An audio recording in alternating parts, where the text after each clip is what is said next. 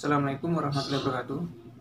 Sebelum memulai pengajiannya, saya minta tolong ditonton sampai selesai agar tidak gagal paham dan semoga bermanfaat buat teman-teman semua.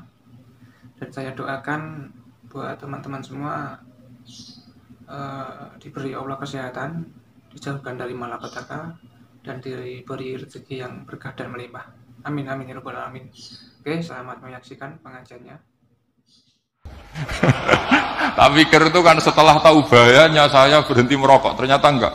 Saya baca bahayanya apa? Merokok. Setelah saya baca, maka saya berhenti membaca. Gitu. Bukan berhenti merokok. Itu ilmu kelas tinggi seperti itu harus mantap. Pernah beliau ditegur dokter, Beb, kalau rokok terus nanti mati. Tenang saja, saya masih bawa korek.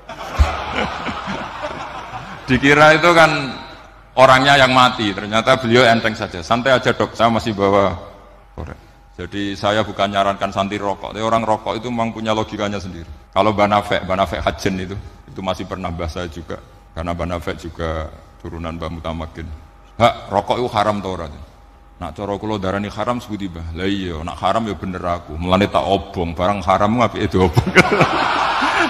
Jadi saya tuh saya sama orang-orang sepuh itu tidak pernah menang. Udan niku rahmat. Jadi nak sampean melayu saking udan berarti melayu saking napa? Rahmat.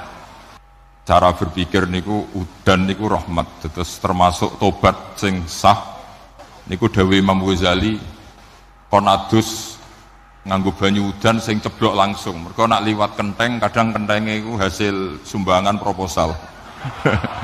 Terus pun sing langsung mawon, sing liwat plastik pun mboten mandi niku. Mboten mandi niku sing niku mau sama niku. Terus dulu di antara syarat tobat niku dawuh Imam Ghazali niku adus udan sing perawan, maksudnya sing asli ceblok saking putih langit niku langsung sampean ombe. Nak tepak nggih tobat, nak mboten tepak nggih lara niku. Mergi asli niku. Terus kula matur nuwun sanget jenengan hormat teng Raden Asnawi. Beliau sekarang generasi keempat nggih, wonten sing generasi ketiga. Nasab kula kepanggih Raden Asnawi teng Asnawi sepuh. Terus Mbah Raden Asnawi gadah bah namine Abdullah Husnen, terus Ibu Ayu Sofiah niku binti Asnawi sepuh. Kula buyut kula kandung damaran niku Hafsah binti Maksum bin Soleh bin Asnawi sepuh. Kenapa saya cerita dzurriyah nggih? Terus satu peradaban. Gini bahasa Indonesia mawon nggih. Kersane gaul. Satu peradaban itu yang bisa bangun itu dzurriyah. Dzurriyah itu komunitas gen. Meskipun nanti komunitas gen itu bisa disadap atau dibajak oleh orang-orang yang tidak gen. Jadi agak ilegal tapi itu sah. Karena sampean bisa misalnya kalah nasab sama saya, misalnya bilang nanti ketemu di Nabi Adam saja Gus. Gitu. Nanti pasti kita ketemu di siapa? Nabi Adam. Terus kedua, kekalahan nasab itu udah abadi. Karena nanti setelah jenengan ditanya di kuburan, bapak kamu siapa? Itu disuruh jawab Nabi siapa? Ibrahim. Terus kekalahan nasab sampean nanti berakhir di kuburan. Karena nanti dijawab siapa bapak kamu? Disuruh jawab siapa? Nabi Ibrahim. Jadi yang punya bapak Karmen apa itu sudah selesai, sudah agak dipakai lagi. Nanti pakai siapa? Nabi siapa? Ibrahim.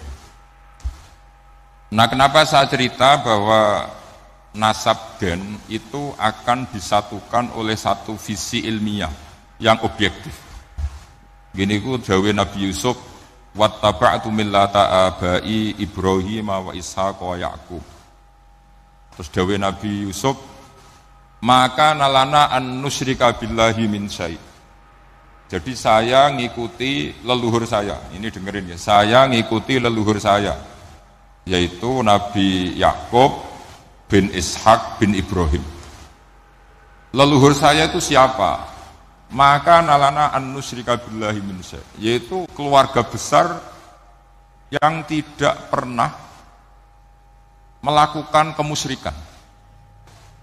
Ya, keluarga besar kami punya tradisi tidak pernah melakukan kemusyrikan. Dan bahkan itu dibahasakan tidak mungkin kita ini melakukan kemusyrikan. Maka lana itu kira-kira kalau bahasa Indonesia itu kita ini tidak mungkin melakukan kemusyrikan. Nah, kenapa demikian? Itu berangkat dari logika yang permanen. Disebut yusabbitu Allahu alladziina aamanu bil qouli tsabiti fil hayatid dunya wa fil akhir. Logika permanen itu begini misalnya. Kita ini kan hidup dari bapak dari ibu terus sampai Nabi Adam. Kemudian setelah Nabi Adam ini berakhir, kemudian kita mau tidak mau berpikir Nabi Adam itu siapa?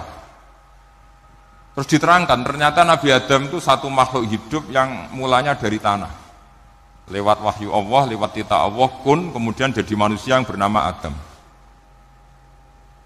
Sebelum Adam ada bumi, ada langit, ada cakrawala, macam-macam. Kemudian itu kita rumuskan lagi, asal usulnya adalah tidak ada. Adamiyun makhdun.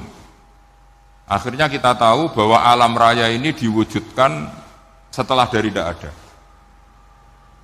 Nah, tentu terus kita berpikir, dari tidak ada menjadi ada itu pasti penyebabnya adalah sesuatu yang ada. Nah, yang ada itu disebut wajibil wujud. Karena wajibil wujud ini wujud sendiri, nggak ada saingannya. Karena Allahu wala syai'amahu, Allah ada dan tidak ada pesaingnya. Maka kita ini berpikir nggak mungkin ada kekuatan manapun yang menyamai Allah. Sehingga nggak ada Yesus mungkin menyamai Allah, nggak ada Fir'aun, nggak ada Lata, nggak ada Uzza. Makanya disebut maka nalana an nusyrika billahi min syai'. Kita ini tidak mungkin melakukan kemusyrikan. Sama tidak usah tanya saya, Gus, tapi orang menjadi musyrik itu kan mungkin. Jawabannya itu tetap nggak mungkin. Kemusyrikan itu satu teori yang nggak mungkin. Tapi kalau orang musyrik itu mungkin. Memang akan dilibat. Tapi karena kita kenal Raden Asnawi itu dari sisi ilmiahnya, saya punya banyak kitab beliau. Mungkin saya termasuk pernah dulu yang membawa kitab beliau banyak ke Korea. Saya itu beli pesolatan tuh bukan 1-2 sampai 2 kerdus, 3 kerdus. Itu mulai dulu, mulai saya ngiai sampai sekarang. Tak bawa ke Sragen, ke Solo Tigo, termasuk tak bawa ke Korea. Jadi mungkin ya ini GR saya ngaji di sini itu barokahnya jualan pesolatan. Tapi bukan jualan yang cari laba enggak, karena tak gratiskan, tapi itu dagang akhirat lah kira-kira gitu. Jadi kalau saya masuk neraka kita ora pantes wong bakul pesolatan kok masuk neraka gitu. Kayak itu enggak pantes itu. Karena saya termasuk orang ya yang cara berpikir itu optimis. Dulu di sini ada orang alim alama namanya Raden Asnawi. Terus kemudian sejarah agak berpolemik, ada yang mengatakan beliau itu muridnya Syekh Nawawi, ada yang mengatakan tidak. Apapun itu yang saya yakini adalah beliau ya saling istifadah lah, saling bermanfaat bagi Syekh Nawawi Banten. Saya punya catatan sejarah banyak tentang Raden Asnawi karena guru-guru kita itu akan ketemu di Syekh Nawawi Banten. Yaitu kita tahu misalnya saya ngaji Mbah Mun ngaji Mbah Zubair misalnya ngaji Syekh Fakih Mas Kumambang, ngaji Mbah Mahfud, terus ngaji Said Abi Bakar Sato, terus ngaji Sayyid Zaini Dahlan. Kalau keluarga sini mungkin misalnya Gus Hafid, Mbah Niam, Mbah Zuhri, terus Raden Asnawi. Raden Asnawi kita tahu nikah dari istri mudanya Syekh Nawawi, yaitu Nyai Hamdana. Saya sering diceritani Mbah Mun, terus Nyai Hamdana punya anak yang namanya Zuhriyah dari Syekh Nawawi. Kemudian setelah dinikahi Raden Asnawi, punya anak namanya Zuhri, Minan, Niam, terus sampai ke Gus Hafid, Hafid bin Niam. Kenapa saya cerita ini? Karena kealiman itu adalah sesuatu yang dibanggakan Allah. Imam Amudi itu ulama ahli matematika. Jadi ada ulama itu ahli matematika. Dia nggak pernah ngajarkan pesolatan, zakat, sholat, tapi dia ngajar matematika. Kemudian dari matematika itu beliau menjadi ahli tauhid. Sehingga nanti Mungkar Nakir itu gak akan tanya dia marrobuka wa manabuka, karena dia punya rencana. Yang ngajar tauhid itu saya kata. Jadi kalau dia malaikat nakir, marrobuka, pangeran kamu itu siapa? Malaikat malah dilawan. Kamu pernah ngajar tauhid? Saya ini guru tauhid. Singkat cerita, saking keramatnya Imam Amudi, kata Allah, ya Amudi, presentasikan ilmu tauhid yang lewat jalur matematika ke semua malaikat saya. Semua malaikat saya tahu cara berpikir matematis. Karena malaikat itu imannya itu iman mauhibah, karena dia malaikat, ya iman karena tahu neraka, tahu surga, terus dia iman. Kalau kita enggak, kita iman tuh pakai logika, jadi lebih keren. Loh betul. Malaikat itu ketika bangga, ya Allah, apa ada orang yang imannya di atas kita? Jawabnya Allah ada. Siapa? Ya orang-orang kudus, kata aku gitu. Kira-kira gitu. Kenapa? Ya betul. Karena kamu iman saya itu wajar, kamu tahu saya, tapi mereka nggak tahu saya tapi iman. Kenapa bisa iman ya Allah? Karena mereka punya logika, punya akal. Akhirnya Imam Amudi disuruh sama Allah presentasikan logika tauhid kamu lewat jalur matematika. Malaikat disuruh dengerin semua, Isma'u ya malaikati, ini mimpinya wali. Terus Imam Amudi mulai mengajarkan nisbatul isnaini ilal wahid wa nisbatus salasa wal arba'ah ila ma la nihayatalah niku binisbatin wahidah, yaitu far'un minal asli wa huwa al wahid.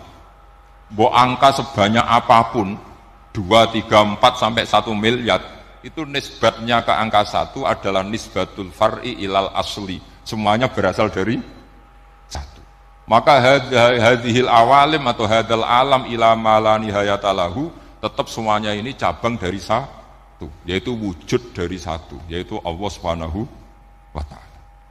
Sehingga semenjak itu ditiru sekian ulama. Akhirnya malaikat itu mantuk karena kepastian kalau Allah satu yang diyakini malaikat itu sepasti logika yang dibangun orang-orang manusia ini, padahal tidak ngerti Allah Subhanahu wa ta'ala karena pakai akal.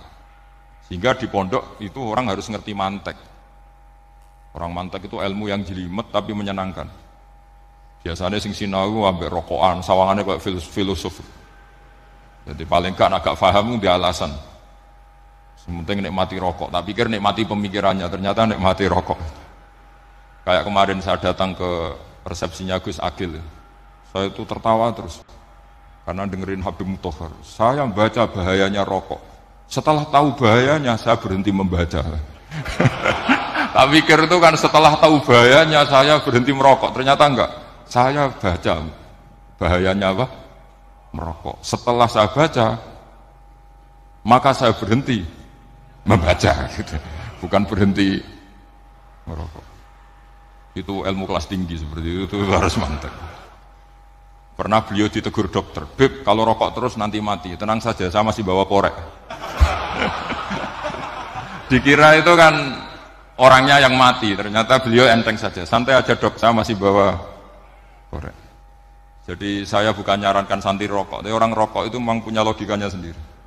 Kalau Banafek Hajen itu masih pernah bahas saya juga. Karena Banafek juga turunan Mbah Mutamakin. Hak, rokok itu haram tau orang.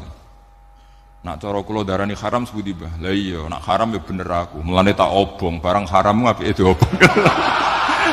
Jadi saya sama orang-orang sepuh itu tidak pernah menang.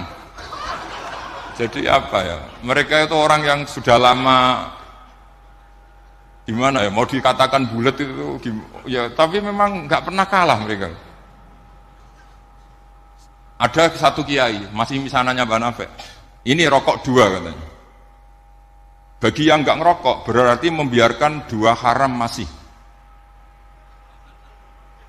Bagi yang merokok berarti mengurangi haram. Kalah lagi saya. Jadi saya tuh pernah dibully 2 mbah saya. Karena 2 mbah saya ini rokok semua. Akhirnya saya sing nom ngalah gitu.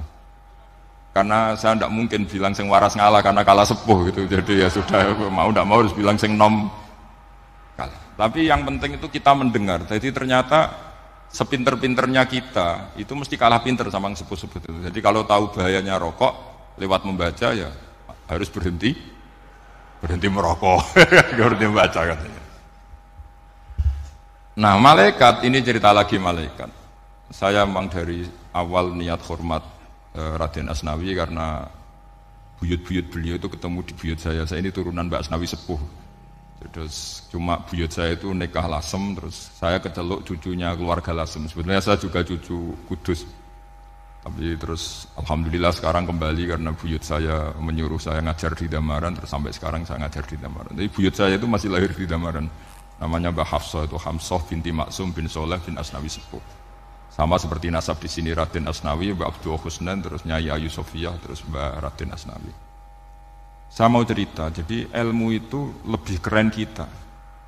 Sehingga Rasulullah SAW pernah ngendikan, saya ini rindu sekali li ikhwani, kata Nabi itu ikhwani. Kata sahabat bilang, alasna ikhwanaka ya Rasulullah, bukankah kita ini saudara kamu, saudara engkau ya Rasulullah? Tidak, antum ashabi, kamu itu sahabat saya. Siapa teman-teman kamu itu ya Rasulullah? Yaitu kaumun yang tidak melihat saya, kemudian iman kepada saya. Jadi mereka seperti kita semua di Kudus ini tidak melihat Rasulullah SAW, tapi iman sama Nabi. Dan ketika malaikat yubahi bikum malaika, Allah bangga dengan malaikatnya, membanggakan kita. Sampai malaikat itu sentimen, kok bisa ya Allah? Ya karena tadi, kamu iman sama saya wajar, karena kamu melihat surga, melihat neraka, melihat aras. Sementara orang Kudus coba melihat apa? Paling simpang 5, apa simpang 7 itu. Tapi imannya enggak kalah dengan malaikat. Kenapa enggak kalah? Karena tadi kita diajarkan bahwa nisbatul isnaini wassalasah wal arba'ah ila ma la nihayatalaha itu sama-sama nisbatul far'i ilal asli.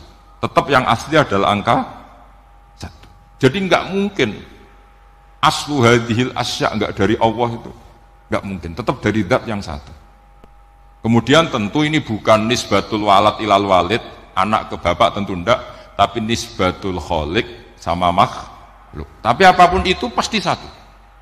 Sehingga Imam Amudi akhirnya masuk surga lewat jalur itu. Tidak usah lewat pertanyaan man rabbuka wa man nuka. Kelasnya disuruh ngajar malaikat. Saya punya rencana jadi pengajar malaikat nanti itu kan. Jadi orang-orang Kudus yang dapat barokahnya Raden Asnawi nanti jangan mau kalau ditanya man rabbuka wa man nuka. Kelasnya itu harus apa? Jadi gurunya malaikat. Karena bapak kita Nabi Adam itu keren. Nabi Adam itu adalah orang yang disuruh Allah dipresentasikan, dibanggakan Allah di depan para malaikat. Ketika ada malaikat yang agak hasut, tapi itu tidak malaikat papan atas, malaikat yang kebanyakan. Itu kan agak terima Nabi Adam jadi apa? Khalifah. Sampai malaikat ini usul ataj'alu fiha ma yufsidu fiha wasfikut. Makanya kalau saya protes sama malaikat itu malaikat yang ini, bukan Jibril sama Israel. Kalau protes Israel bahaya. Bisa dihabisin. Saya pernah ditanya seorang kiai, Gus jenengan gojlok malaikat kok berani? Ya karena malaikat yang jenis ini pernah gojlok Nabi siapa? Adam. Enggak percaya kalau Nabi Adam itu layak mimpin, sampai protes ataj'alu fiha ma yufsidu fiha wasfikut dima. Tapi apa yang terjadi? Allah mengajarkan satu ilmu di Nabi Adam, kemudian disuruh meresentasikan. Qala ya Adamu ambihum bi asma'ihim. Adam, coba kamu presentasikan ilmu kamu. Setelah Nabi Adam fasih mempresentasikan ilmu, kata Allah, kamu bisa enggak sepinter Nabi Adam? Enggak bisa ya Allah. Makanya sudah saya bilang, ini a'lamu malah. Saya lebih tahu siapa yang layak mimpin. Jadi layak mimpin itu pertama harus kuwatul ilm. Ilmunya itu harus kuat. Nanti saya akan cerita hubungannya Raden Asnawi dengan Syekh Nawawi. Apa itu hubungan teman, apa murid guru, itu memang masih jadi polemik sampai sekarang. Kalau saya ya keyakinan saling istifadah. Ini bahasa netral, tidak murid guru tapi saling apa? Istifadah. Kata Syekh Nawawi dalam tafsir Munir itu, ilmu itu nomor 1. Sehingga beliau setiap ada ayat fa inna hizballahi humul ghalibun, beliau pasti menafsiri bil hujjah wal barohin, la bis saulah. Saya masih ingat betul takbirnya, memang saya hafalkan. Tapi bukan untuk modal pidato, bukan modal sebagai wong alim. Kalau pidato gampang. Pidato itu semua orang bisa. Kalau jadi orang alim itu tidak gampang. Lebih susah lagi wong alim buat pidato. Itu kalau nggak pernah mbah saya tidak mau. Karena memang saya terkenal nggak suka pidato. 1 memang nggak bisa. Nomor 2 tidak ingin. Nomor 3 ya rugi. Karena pidato itu nasib-nasiban itu. Kalau nasib baik kamu tidak paham itu, wah Gus Ba ilmunya tinggi sehingga kita tidak paham itu kalau nasib baik. Kalau nasibnya ada baik, nak ngendikan bulat sama hamno. Itu tepak-tepakan. Dan Syekh Nawawi itu benar, Raden Asnawi juga benar, semua guru-guru kita benar. Karena agama ini sebetulnya bukan masalah negara, tapi masalah logika yang sehat. Uni Soviet itu pernah mengkooptasi Uzbek, Ceknya, Tajikistan. Itu 100 tahun. Orang dipaksa ateis. Tapi orang-orang Uzbek, saya sering ketemu lama Uzbek, kadang ketemu di Korea, kadang di Malaysia. Orang-orang Uzbek itu punya basement di bawah tanah. Kemudian di bawah tanah ini mereka ngajarkan tauhid. Ngajarkannya ya gampang. Misalnya, ini sesuatu yang ada, ya ini. Ini ada penciptanya enggak? Ya ada. Siapa? Tukang katanya. Yang penting itu enggak ada logika bahwa sesuatu yang ada disebabkan oleh ketiadaan. Lah orang komunis, orang ateis itu orang yang mengatakan alam ini didahului oleh nihilisme, oleh adamiyah. Masuk akal enggak sesuatu yang ada, penciptanya sesuatu yang tidak ada. Sehingga orang anak-anak Uni Soviet itu enggak pernah kepikiran membenarkan ateis itu enggak pernah. Bareng Uni Soviet ada itu Glasnost Perestroika itu kemudian hancur, semuanya langsung menjadi negara Islam, termasuk Uzbek, Tajikistan, karena diajari ilmu, bahwa ilmu itu yang nggak pernah kalah oleh negara. Sehingga saking pedenya Rasulullah SAW ketika Sulhul Hudaybiyah, ini agak jelimet, tapi gampang dicerna. Sulhul Hudaybiyah itu satu perjanjian yang semuanya merugikan Rasulullah. Yaitu kalau orang kafir masuk Islam disuruh mengembalikan ke kafir, karena kafir itu bagi mereka habitat, Islam itu hal yang baru.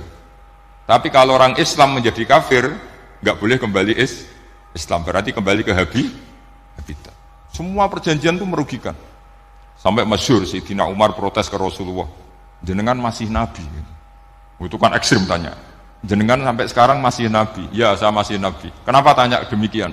Karena semua perjanjian merugikan Islam, menguntungkan orang apakah? Kafir. Semua sahabat sebetulnya persis Sayyidina Umar protes, kecuali Abu Bakar. Lama-lama akhirnya di antara perjanjian itu berbunyi begini.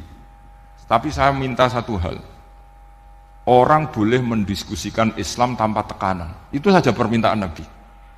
Orang boleh mendiskusikan Islam secara bebas, tidak tertekan. Karena orang-orang kafir melihat itu hal yang biasa. Ya enggak masalah Muhammad. Akhirnya orang diskusi. Islam itu apa sih? Islam itu orang yang menuhankan Allah. Allah itu siapa? Zat yang menciptakan langit dan bumi. Lama-lama orang kafir berpikir, wah keren, Tuhannya Muhammad bisa bikin langit dan bumi. Tidak kayak Tuhan kita, malah kita yang bikin. Jadi mulai debat itu terus ada yang cerita lagi. Saya pernah loh nyembah Lata, pas itu dikencingi luwak. Masa ailahun yabulu ali sa'laban, masa Tuhan kok dikencingi luwak? Yang agak-agak ahli kitab ya diskusi lagi. Wah kayaknya Yesus tidak Tuhan lah. Masa Tuhan kok kelaparan, lemes, wah repot nanti. Jadi makanya Allah ketika ngojlok wa ummuhu siddiqah kana yakulani ta'am. Mal masihu ibnu Maryam illa rasul qad khalas min qablihir rusul wa ummuhu siddiqah kana yakulani. Coba paradok enggak misalnya. Kamu didolani Nabi Isa terus ketok lemes. Kenapa? Tuhan, saya agak sakit keroi dulu. Ini kan enggak kebayang itu. Punya Tuhan yang sakit setelah makan sehat, kan nggak kebayang seperti itu. Ketika Nabi punya konsep Tuhan, Tuhannya Muhammad itu siapa? Yaitu zat yang la awalalah, zat yang pertama. Lalu Tuhan itu siapa? Tuhan itu yang menciptakan langit bumi. Tuhan itu siapa? Yang memulai segalanya. Lama-lama mereka berpikir, wah kalau gitu yang benar itu Islam. Maka kata Imam Zuhri, Syihabuddin Az-Zuhri, famaka nafathun fil islami a'zoma min sulhil Hudaybiyah. Innama kana nasu yatafaduluna fil hadis wal munazah. Semua teks riwayat itu ada kata wal munazah. Orang bebas ngomong dan berdebat. Munazah itu berdebat. Terus akhirnya falam yatakallam ahadun bil islami yaqilu syai'an illa dakhala fihi. Kemudian setelah berdebat dan mereka tahu Islam, pasti akhirnya masuk Islam. Dan itu yang sekarang terjadi di dunia. Makanya saya pernah ditanya seorang profesor, Gus, kalau di Jogja ada sekolah perbandingan agama, menurut Anda gimana? Asal itu tentang agama, nggak apa-apa. Tapi kalau yang dibandingkan umat Islam itu jangan. Karena nanti kalau di Indonesia kira-kira yang copet itu ditanya agamanya juga Islam, yang koruptor juga Islam. Jadi kalau yang dikaji Islamnya nggak apa-apa, tapi orangnya jangan kata saya. Karena yang bulat ya banyak, yang nggak sholat ya banyak. Tapi kalau Islamnya saja, misalnya adu konsep tentang Tuhan. Masyhur kita mungkin banyak yang melihat itu debatnya Stanley Fischer sama Ahmad Didat itu. Tuhan kamu siapa ini itu sama Didat cerita Tuhan saya itu lam yalid walam yulad walam yakul lahu kufuwan. Itu spontan ada seorang mahasiswi bilang sepertinya Tuhan Anda lebih menarik. Karena Tuhan Anda yang menciptakan langit bumi, yang Tuhan ini kok lahirnya sudah di bumi, masa lahir-lahir langsung jadi Tuhan. Jadi akhirnya falam yatakallam ahadun bil Islam yaqilu syai'an illa dakhala fihi. Sehingga agama ini apa? Agama itu adalah kalimat tauhid. Kalimat itu apa? Logika yang terbangun. Nah, ketika logika itu terbangun maka disebut yusabbitu wahul ladzina amanu bil qaulis tsabit fil hayatid dunya wa fil akhirah. Allah itu akan menetapkan satu kaul, satu presentasi ilmiah atau satu kesimpulan ilmiah. Yang kesimpulan itu nyata benarnya. Dan ini akan nyata terus baik di kehidupan dunia maupun kehidupan apa? Akhir. Seperti Allah sebagai Tuhan. Itu akan nyata terus. Di dunia Allah ya Tuhan, nanti di akhirat juga Tuhan. Tapi Tuhan selain Allah, maka menjadi Tuhan ini nunggu ada yang menuhankan. Misalnya Fir'aun, itu jadi Tuhan karena ada yang menuhankan. Sekali dia mati, dia sudah aset wisata, bukan Tuhan lagi. Makanya gejolokannya orang ulama Arab, kalau ketemu ulama Mesir, kalau gejolokan itu lucu. Orang Arab, ada Abu Jahal, Abu Lahab, penggaweane musir Nabi. Gitu. Itu gejolokannya ulama Mesir. Kata ulama Arab, kamu gayanya benci Fir'aun, tapi rezeki kamu dari wisata melihat Fir'aun. Itu gejolokannya ulama Arab sama ulama Mesir. Sehingga agama ini mengajarkan apa? Satu kalimat. Makanya kamu harus belajar mantek. Dulu Raden Asnawi ya pengajar mantek. Dulu buyut saya di sini Mbah Fauzan, abahnya Mbah Pah itu, mbahnya itu juga pengajar mantek. Karena di antara yang diceritakan Allah itu wa ja'alaha kalimatam baqiyatan fi aqibih. Tugas utama Nabi Ibrahim adalah menjadikan satu logika. Kalimah itu logika. Itu menjadi logika yang abadi, baqiyah itu abadi. Fi aqibih di anak turunnya Nabi Ibrahim. Misalnya begini, saya beri contoh ya. Misalnya saya mengatakan teh ini hitam, itu menjadi kalimah karena diucapkan, tapi tidak menunjuk hakikat karena tehnya berwarna apa? Kuning. Sehingga Quran kalau menyalahkan orang kafir itu ngendikannya kaburas kalimatan takhruju min afwahihim. Omongannya orang kafir itu menjadi kalimat karena diucapkan dari mulutnya. Kenapa menjadi kalimat? Karena diucapkan tapi tidak menunjuk hakikat. Seperti orang mengatakan 2 ditambah 2 itu 10. Itu kalimat, tapi kalimat yang salah. Karena tidak menunjuk hakikat. Seperti orang kafir mengatakan Tuhan itu 3. Itu kalimat karena diucapkan, tapi tidak menunjuk hakikat. Tapi ketika seseorang mengatakan Allah itu Tuhan, Tuhan itu satu, itu disebut kalimatu haqqin 'alaiha nahya wa 'alaiha namut. Temeriki tahlilane wa 'alaiha napa wa biha. Wa 'alaiha napa wa biha. Waliha ya ada yang tahlilan wabiyah itu nggak tahu sanatnya dari mana, pokoknya ada yang waliha ada yang biha. Kenapa dikatakan kalimat tauhid? Karena kalimat yang dari kesimpulan berpikir. Dan agama ini dibawa Nabi Ibrahim itu untuk membawa kalimat tauhid. Ciri utama kalimat tadi, kamu yakin seyakin-yakinnya bahwa nisbatul snaini wassalasah wal arba'ah ila ma la nihayatalaha itu kanisbatisnain ilal wahid, yaitu semuanya far'un minal asli. Aslinya adalah wahid. Sehingga di kitab, saya pernah ngaji Mbah Mun, namanya kitab Al-Husunul Hamidiyah. Itu dikarang oleh ulama-ulama sekarang, itu diajarkan di MGS. Ini mbah-mbahnya Gus Akil, pendirinya Madrasah MGS. Itu ada gambarnya di situ. Di situ ada gambar piramida, ada gambar hewan, ada gambar pohon. Kata yang ngarang, gambar sedetail ini, sejelimet ini dimulai dari nuqtah wahidah, tetap dimulai dari satu titik. Dan ini disebut nuqtatil wujud. Jadi orang kudus sebanyak ini tetap dimulai dari satu orang, yaitu Adam. Adam dimulai dari ketiadaan. Lalu siapa al-mujid? Pewujudnya siapa? Hanya Allah Subhanahu wa ta'ala.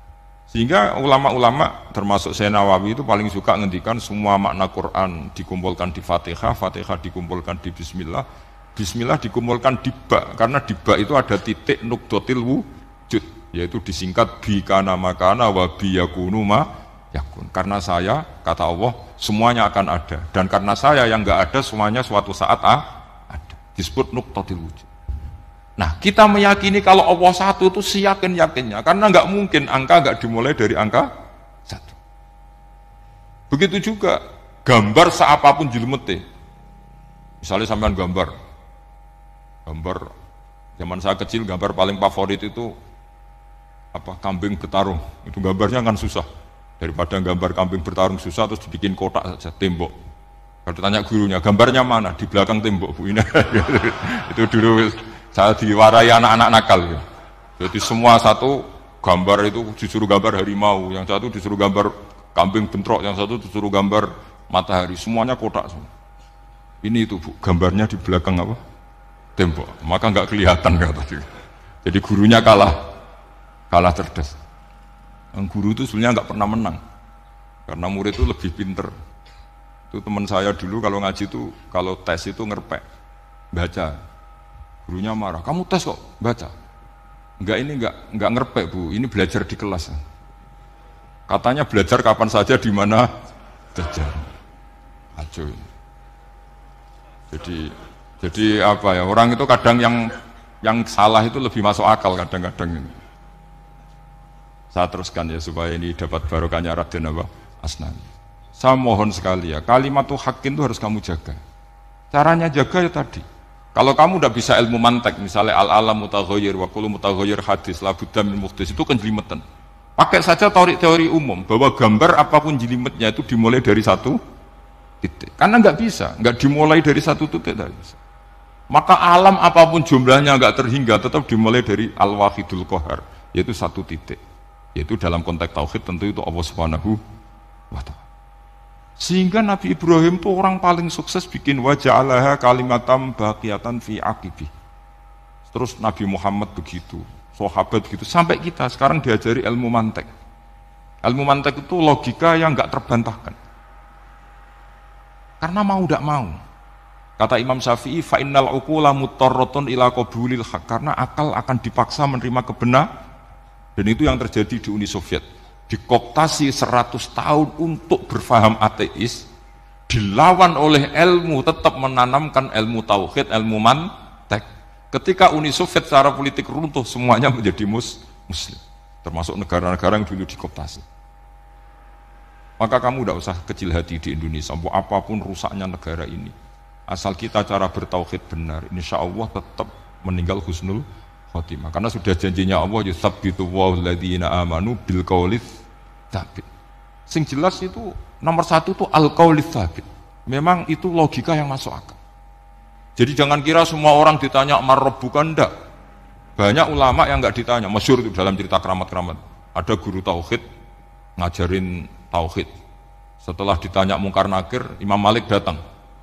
Kamu nanya ini, man rabbuka man nabiyuka, kamu tahu ini guru Umul Barohin yang tukang ngaji tauhid. Guru tauhid kok ditanya apa? Tauhid. Malaikatnya enggak jadi tanya. Dan saya percaya cerita-cerita seperti itu karena secara umum itu ala inna auliya Allahi la khaufun alaihim wa lahum yahzanun lahumul busyra fil hayatid dunya wa fil akhirah. Artinya kalau wali itu kok ditanya mungkar nakir berarti ngalami ketakutan. Karena di situ kan digambarkan mungkar nakir itu sewangar, bawa gudam. Kalau yang tanya nggak bisa dipukul sampai ajur sak walang-walang. Pokoknya ceritanya kan seru seperti itu. Nah itu kalau betul begitu terus ayat la khaufun alaihim wa lahum yahzanun kayak apa? Makanya dalam kitab Nashihul Ibad itu ada cerita ini. Sampean boleh nggak sependapat dengan saya, tapi semoga nasib sampean nanti digebuki malaikat. Karena orang itu akan mengalami seperti yang dirasakan.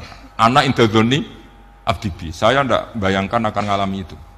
Makanya saya ini ngajar tauhid terus. Paling tidak kalau ditanya marbuka mana buka, sampean tahu profesi saya. Saya ini pengajar tauhid. Dan biji saya 9. Dulu saya di MGS, kalau ada teman bijinya tauhid ke-4, sekali swarga, tauhidnya jeblok.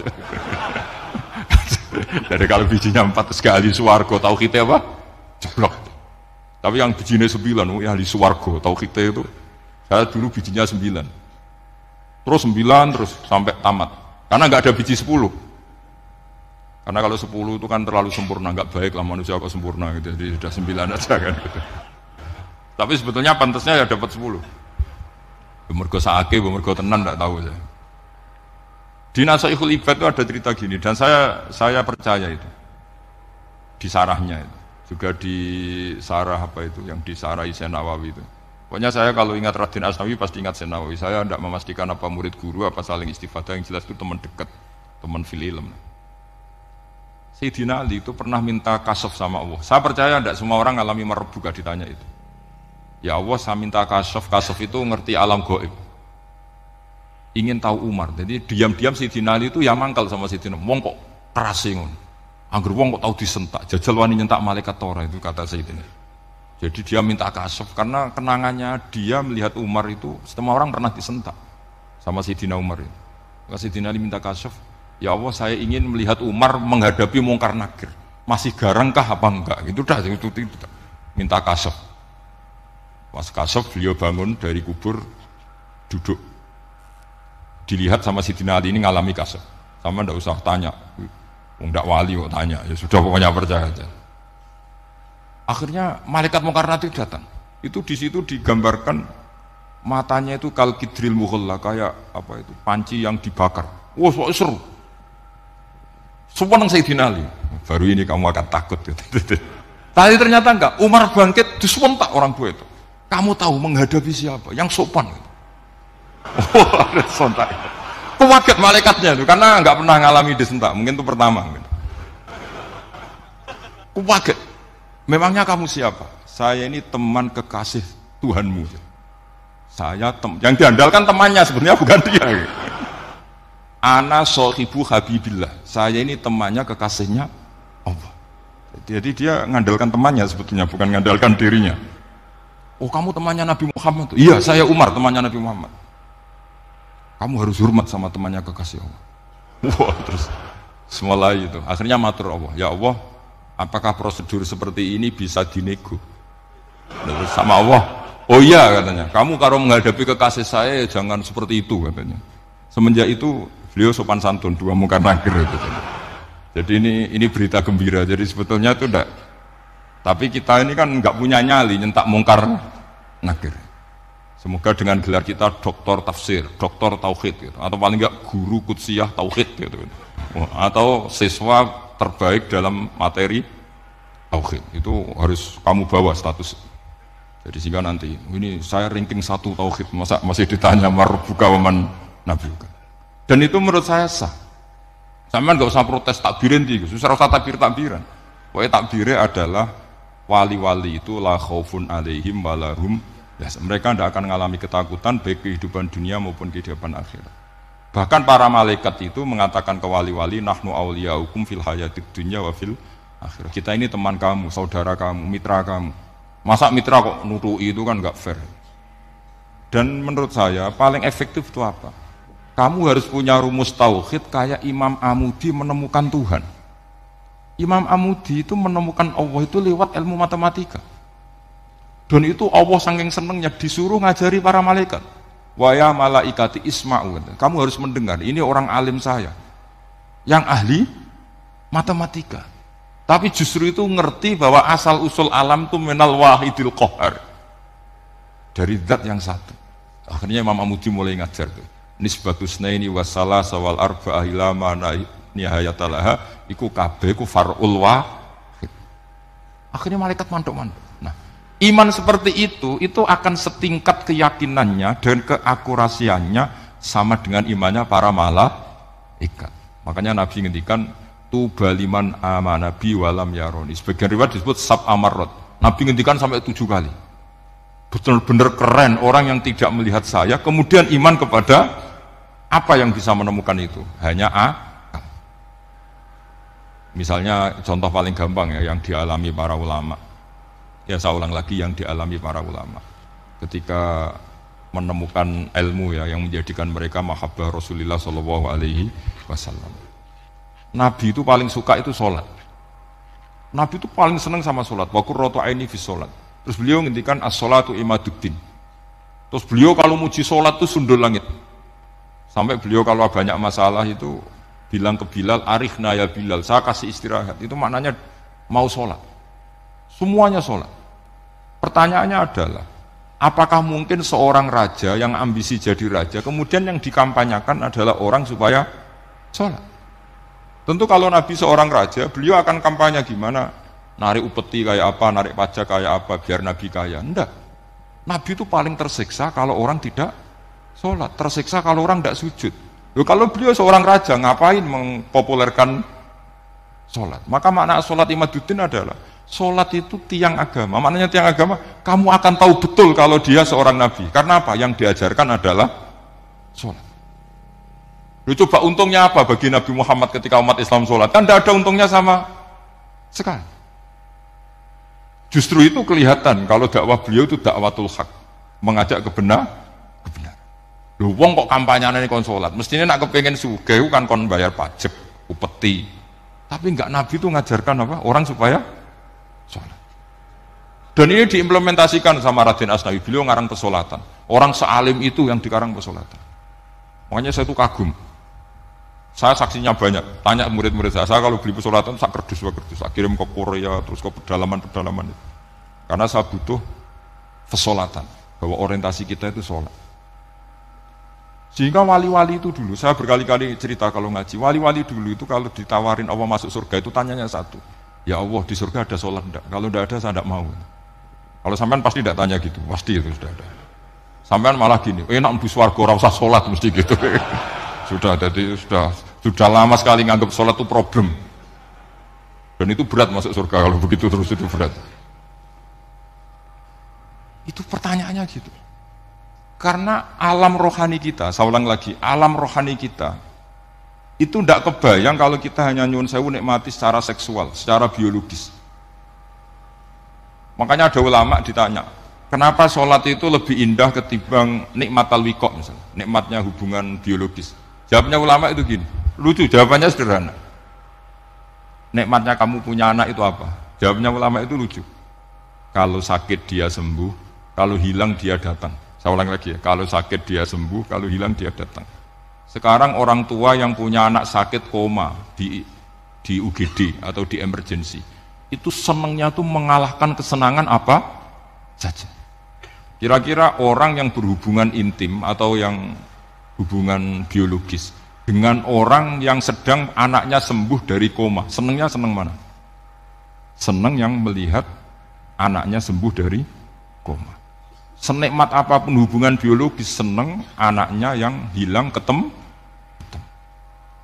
Nah, kalau anak ketemu saja orang sesenang itu, apalagi kita di surga, ketemu zat yang lama kita sembah, yang lama kita rindukan, yang lama kita rindu, kemudian ketemu di surga, maka tidak ada artinya surga tanpa melihat Allah Subhanahu wa Ta'ala. Memang harus dijelaskan secara rohani. Akhirnya orang ngerti bahwa nikmat tertinggi di surga adalah melihat Allah Subhanahu wa Ta'ala. Karena kalau anak-anak muda mungkin protes, ya enggak, ya enak kumpul sama widadari gini-gini. Wah itu kan yang trauma bojone jelek gitu. Wah itu yang bojone jelek mesti kesusu masuk surga karena itu sudah jelek, cerewet, nggak mati-mati kan gitu. Terus dia ingin masuk surga mesti niatnya welek, mesti pikiran. Maaf saya potong sedikit ya. Terima kasih yang setia menonton channel ini. Kalau bila video ini bermanfaat, tolong sekali di-share kepada kerabat terdekat atau teman-teman supaya kita bisa menambah wawasan dalam beragama dan bermanfaat bagi kita semua dan keluarga kita. Share video ini ke semua orang yang kiranya membutuhkan cerahan. Oke, selamat melanjutkan pengajiannya. Terima kasih. Tapi ada ulama yang bikin analogi tadi. Misalnya istri kamu cantik, kemudian anak kamu sakit, koma. Hubungan dengan istri sama dengar berita anak kamu sembuh, seneng mana? Seneng anak sembuh. Sama anak yang hilang, seneng mana? Anak yang hilang ketemu. Maka terus ulama bisa menjelaskan itu. Kalau orang ketemu anaknya seseneng itu, apalagi ini ketemu Tuhannya yang bertahun-tahun disembah, kemudian tidak pernah melihat, Di surga itu nanti kita melihat Allah Subhanahu. Makanya Allah begitu bangganya mempromosikan surga. Surga itu apa? Surga itu wujuhu yauma idzin nadhirah ila rabbiha nadhirah, yaitu wajah-wajah berseri-seri dan melihat apa. Itu tanpa dijelaskan seperti ini Anda akan janggal, enaknya di mana? Tapi setelah dijelaskan detail gini oleh ulama, maka kita akan tahu an-ni'matul uzma sing enggak ada perbandingannya adalah nikmat masuk apa? Surga karena melihat Allah Subhanahu wa ta'ala. Ya, jadi saya berkali-kali pokoknya minta sekali, hadil umat harus umat yang rasional, terutama dalam mengemban tauhid. Karena tauhid ini yang disebut kalimah. Sampai Allah istilahkan kepada Nabi Ibrahim itu wa ja'alaha kalimatam baqiyatan fi aqibi. Kalimat tauhid adalah kalimat yang akan abadi di anak cucunya Nabi Ibrahim. Baik anak cucu yang karena gen mau anak cucu yang karena sebab, yaitu santri dengan kiai. Dan itu caranya gimana? Umat Islam jangan berhenti belajar mantek. Makanya di MGS, di Qudsiyah, di TBS semua pondok pasti ngajarkan mantek, di Bendan ilmu logika. Itu tadi, kalau kamu tidak bisa menemukan tauhid dengan cara tadi, dengan cara al-alam mutaghayyir wa kullu mutaghayyir hadis la budda min buhtis, paling tidak pakai ilmu yang dilakukan Rasulullah SAW. Yaitu masyhur itu, saya sering cerita di mana-mana. Ada orang namanya Jubair bin Mut'im, Muhammad bin Jubair bin Mut'im. Itu dulu dia kafir. Dia orang pinter sampai dipasrai jadi negosiator untuk mengurus tawanan perang Badar yang ditawan Rasulullah SAW.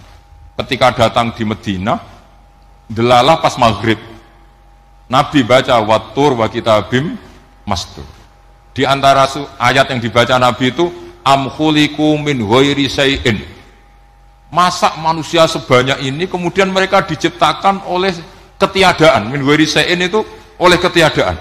Masa alam raya yang wujud ini, alam raya yang punya eksistensi ini kemudian penciptanya adalah ketiadaan.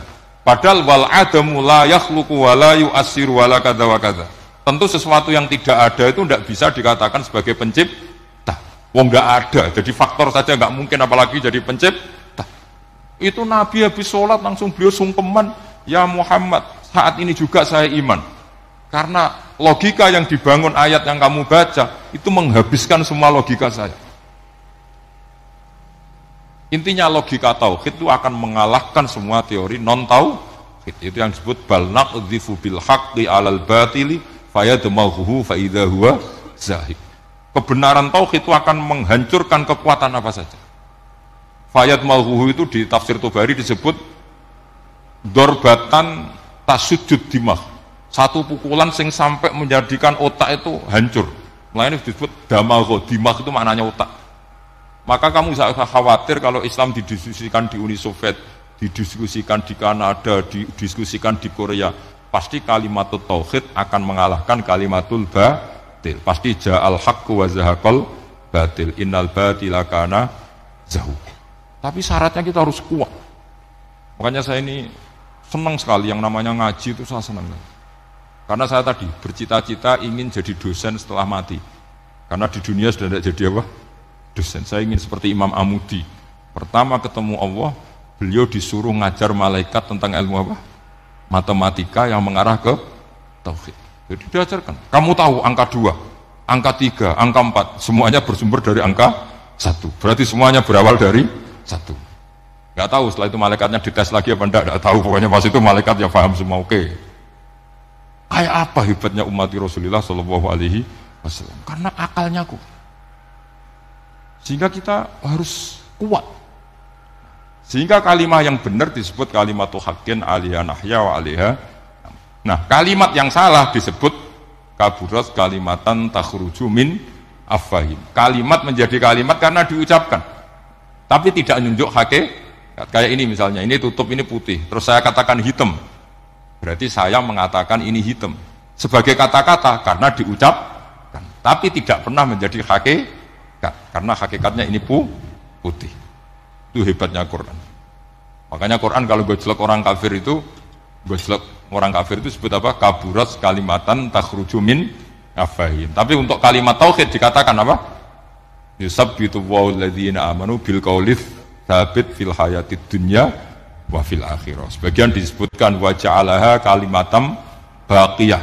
Kenapa kalimat tauhid itu kalimat yang abadi? Karena Allah sebagai Tuhan di dunia juga sebagai Tuhan di akhirat, dan selalu Tuhan pada masa yang tidak terbatas. Itu disebut wa ja'alaha kalimatam baqiyah. Kemudian umatnya Nabi mengganti kalimat yang gampang. Allah punya sifat baqo, punya sifat akhir. Maksudnya akhir itu la akhirah. Terus semuanya. Yang paham ya alhamdulillah, yang enggak paham dikon ngapal wujud kidam baqo mukhalafatul lil hawadisi qiyamuhu binafsi wahdaniyat qudrat irud. Wis paham. Lah kok sing rada alim terus roh bedane iki sifat ma'ani iki maknawiyah. Cara Mu'tazilah ngene, cara ahli sunnah ngene. Wah itu sudah kejelimetan bocah. Sementing pokoknya wujud kidam. Nah, kenapa pertama yang disebut wujud? Karena yang membedakan kita dengan faham ateisme itu ya sifat wujud. Yaitu mereka mengatakan alam raya ini dimulai dari ketiadaan. Wah itu akal mana saja itu nggak bisa nerima, masa ketiadaan menciptakan sesuatu yang ada. Maka kata Ibnu Hajar al-Asqalani ketika mentafsirkan mensarai hadis, salasun mangkunna fihi wajata halawatal iman. 3 hal ini kalau kamu faham maka menemukan manisnya iman. Manis itu enak. Terus kata Ibnu Hajar al-Asqalani, masih ingat betul dalam sarahnya Fathul Bari, wa yusamma inda ahlil aql, misalnya al-iltizat al-aqli. Agama ini mengajarkan kenyamanan cara berpikir. Coba kalau sampean seorang doktor atau seorang profesor atau seorang pinter, kemudian kamu dipaksa mengimani bahwa alam ini diciptakan oleh ketiadaan, itu bisa tidur gak? Oh, tidak bisa tidur. Sampean misalnya orang pinter, dididik di kampus atau dididik di pondok, alam ini yang wujud, yang menciptakan itu sesuatu yang tidak wujud. Kamu bisa tidur tidak kira-kira? Ini guru apa? Ini sarap ini.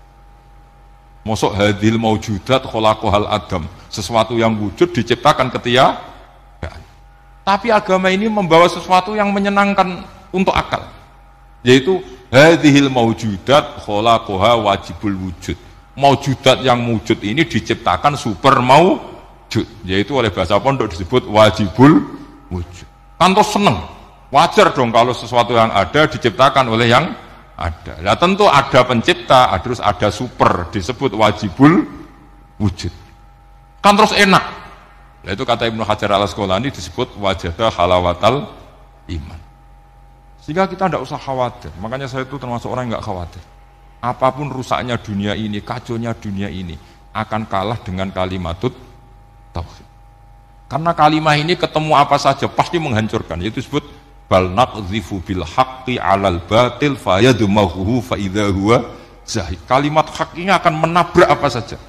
Dan yang ditabrak pasti hancur. Makanya sama tidak usah khawatir misalnya ada negara ateis di Cina, di Korea. Kita yakin asal yang diteliti itu agama Islam pasti menang.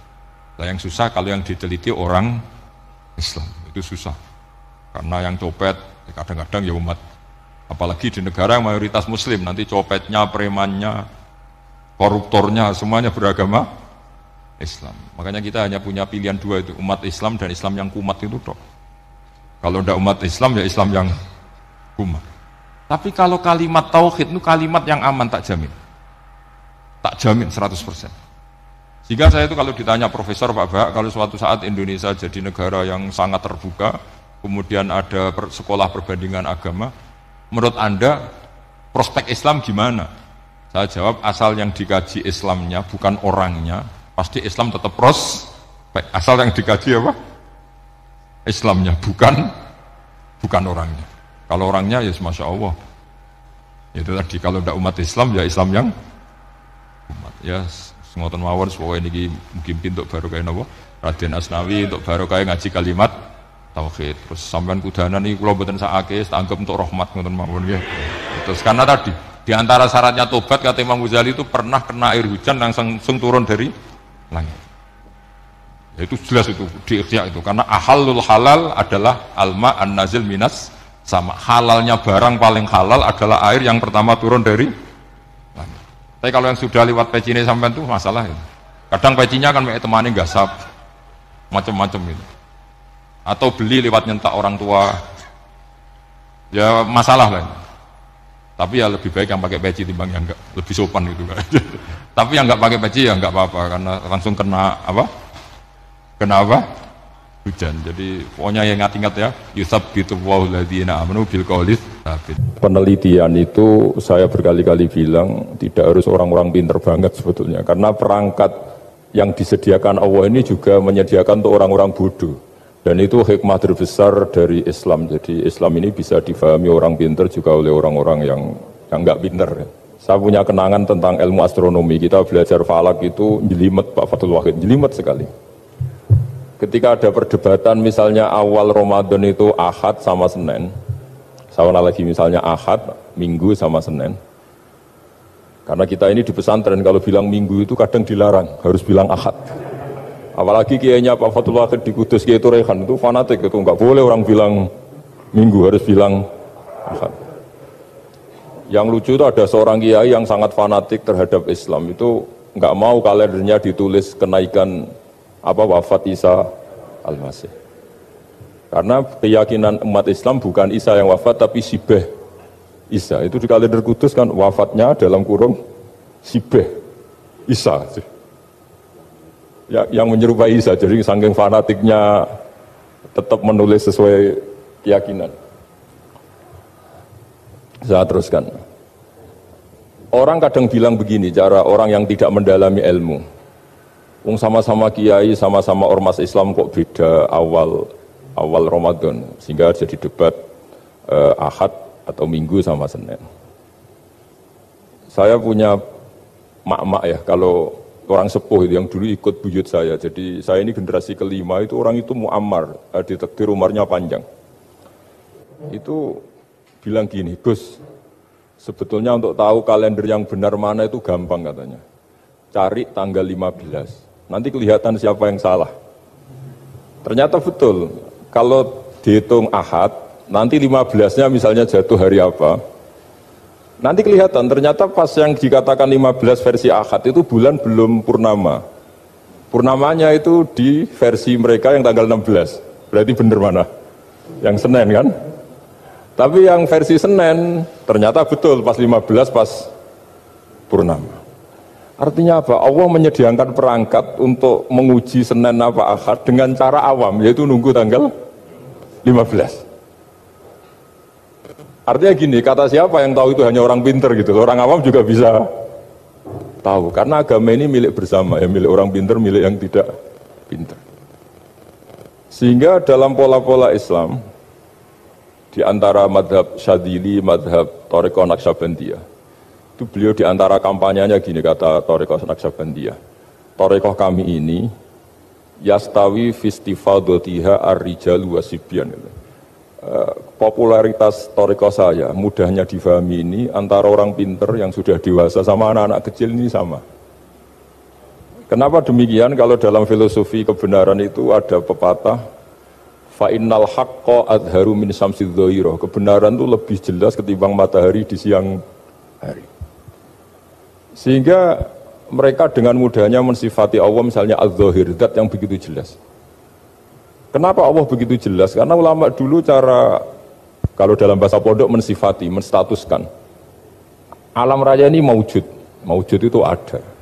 Di mana-mana sesuatu yang ada itu ya diciptakan oleh yang ada. Masa tidak ada kok menciptakan yang ada. Sehingga mereka tidak pernah tertarik sama paham komunis, ateis, bahwa alam ini dimulai dari ketiadaan.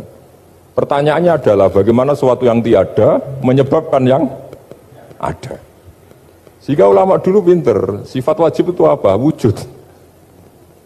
Karena alam raya ini kadung wujud, kadung maujudat, maka Allah harus wujud.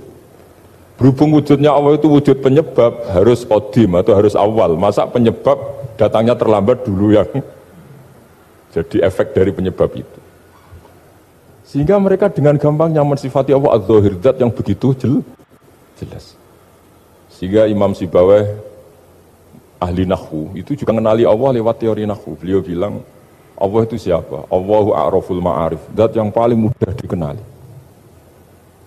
Nah sehingga tadi seperti yang dikatakan Pak Rektor, sebetulnya perangkat ilmu, seperti tadi menemukan bulan, itu diantaranya ditemukan kalau bulan tuh nggak rata itu ya lewat teori gambar, karena sekian jarak punya akibat sekian, punya Misalnya kita melihat gunung kelihatannya indah, padahal di situ ya ada lubangnya, ada pohon yang tertebang, ada pemandangan yang enggak indah, tapi gara-gara dilihat dari jauh semuanya indah. Maka disarankan orang yang baru gak suka istrinya terus melihat dari jauh, tinggal minggat lah kira-kira. Kalau ditinggal minggat 2 bulan itu mesti cinta lagi itu. Kan fungsinya baru kelihatan itu. Tapi kalau dekat terus tuh mesti sama neknya lah kira-kira gitu, sama mangkelnya itu. Sehingga itu ya dipakai teori juga dalam silaturahim. Di agama terkenal ada pepatah zurhiban tasdad hubban. Jadi ya jangan sering ketemu, nanti kamu gampang cinta. Kalau sering ketemu ya gampang bosen lah kira-kira seperti itu. Nah, kemudian teori-teori awam ini dikembangkan.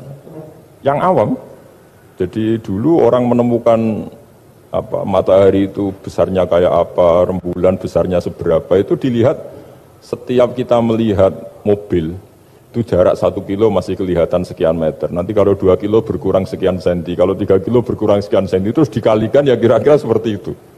Kalau rembulan masih kelihatan segede itu, berarti kali sekian pengurangan tadi. Terus ditemukan. Makanya kita Pak Fathul Wahid yang di pesantren, yang memang serius ngaji, itu di situ ada ilmu falak, itu ditemukan sebelum ada teknologi.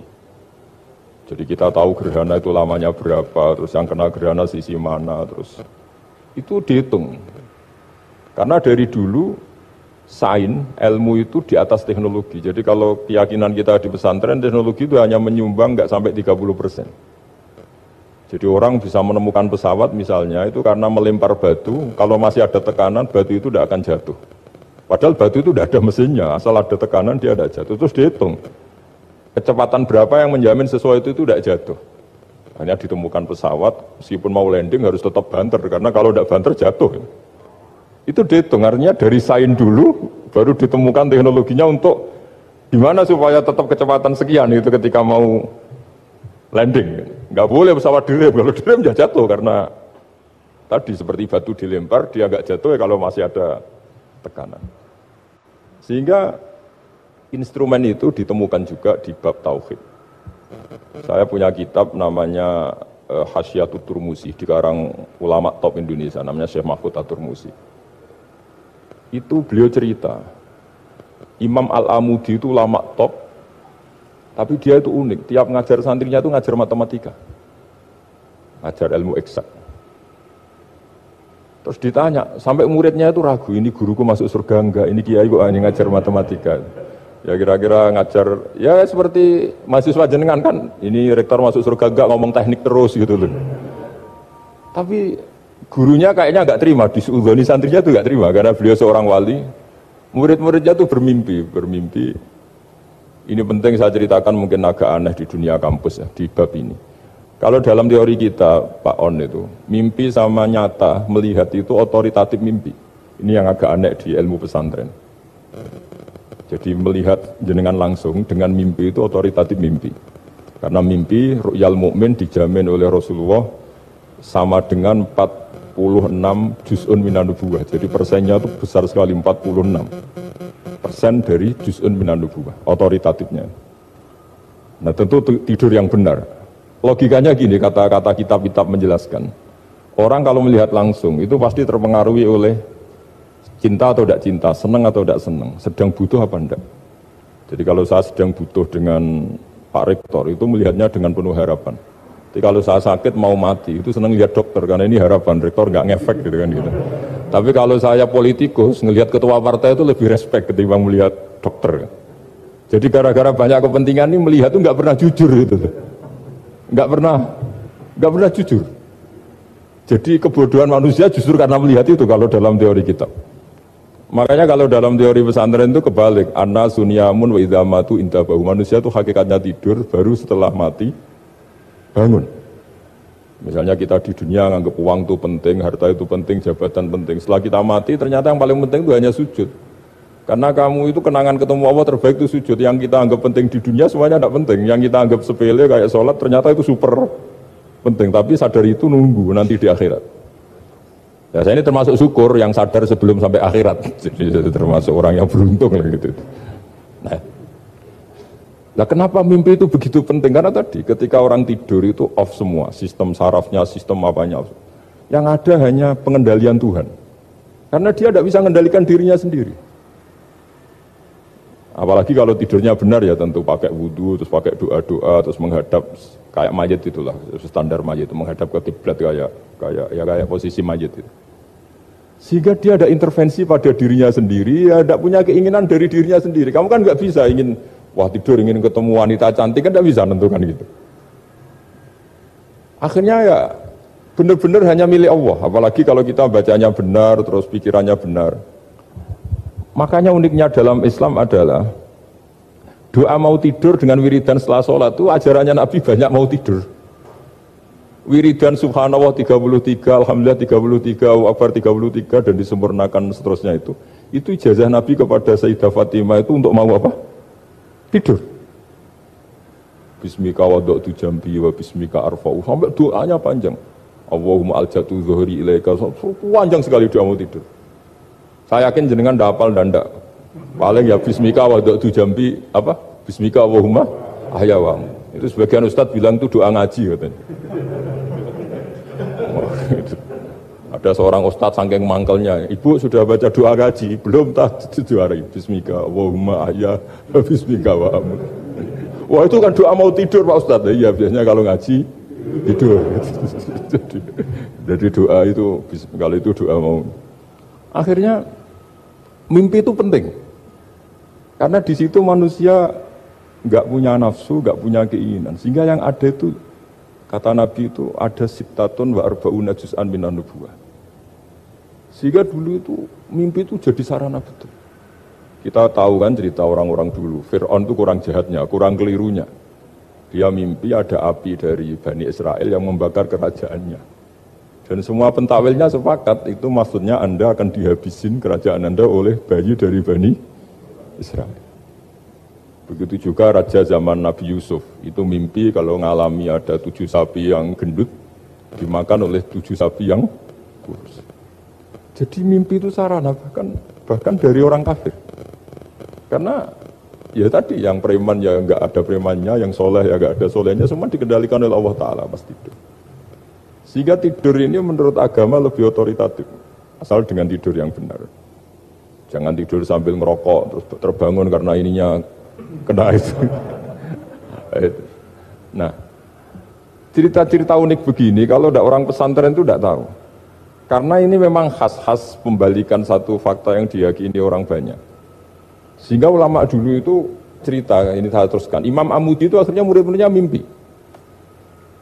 Mimpi di situ tanya, Pak Ustadz, Anda masuk surga enggak ketika hidupnya hanya nerangkan matematika? Oh iya, saya bahkan enggak sekedar di surga. Malaikat dikumpulin Allah untuk mendengarkan presentasi saya ngajar matematika. Jadi kata dia cerita, Allah bilang gini ke malaikat, hei para malaikatku, kenapa kamu iman sama saya? Ya karena saya melihat engkau ya Allah, melihat kekuasaan engkau. Tapi imannya orang ini itu melebihi iman kamu. Wah ya tidak bisa, saya melihat engkau langsung, ini tidak melihat engkau langsung. Kenapa begitu yakin seperti yakin kita? Oh iya. Terus Imam Amudi, silahkan ajari matematika. Imam Amudi mulai ngajari matematika. Terus beliau ngajari ya sederhana. Angka 2, 3, sampai ribuan, sampai jutaan. Itu bin nisbat ilal wahid, nisbatun wahidah. Yaitu nisbatul far'i ilal asli. Hanya ngajar itu dok. Dunia ini apapun banyaknya variannya, apapun banyak makhluknya, itu semuanya adalah nisbatul far'i ilal asli. Angka 2 ya cabangnya 1, 1 juta cabangnya 1, semua itu dimulai dari 1. Jadi di mana-mana hitungan itu dimulai dari 1. Dan 1 ini harus ada, yaitu Tuhan. Matematika akhirnya malaikat, keren juga maksudnya. Keren juga maksudnya. Akhirnya Allah bilang, dan itu didawuhkan juga oleh Rasulullah SAW, tuba liman amana bi walam yaroni. Yang hebat itu imannya orang yang enggak melihat saya. Makanya masyhur itu malaikat ditanya Allah, siapa imannya yang paling kuat? Ya kita, karena melihat engkau langsung ya Allah. Para nabi. Terus tapi yang dari sekian pertanyaan itu jawab sama, yang paling ajaib adalah umat-umat Muhammad di akhir zaman, enggak menangi nabinya, juga enggak pernah lihat surga neraka, tapi iman sama saya. Dan mereka punya cara untuk imannya ini berkualitas sama dengan kamu para malaikat. Ya diantaranya dengan cara logika tadi yang saya utarakan tadi. Am khuliqu min ghairi syai'in am humul khaliqun. Kalau alam raya ini wujud, maka penyebabnya harus sesuatu yang wujud. Masa sesuatu yang enggak wujud menyebabkan yang wujud. Kalau angka 10 ada, 1 juta ada, pasti dimulai angka 1. Makanya nisbatus naini wal arba'ah ila ma la nihayata laha, itu semuanya nisbatul far'i ilal asli. Semua angka berapapun jumlahnya itu binisbat ilal wahid adalah nisbatul far'i ilal asli. Itu cara-cara, makanya tadi kajian ilmu itu tidak ada habis-habis.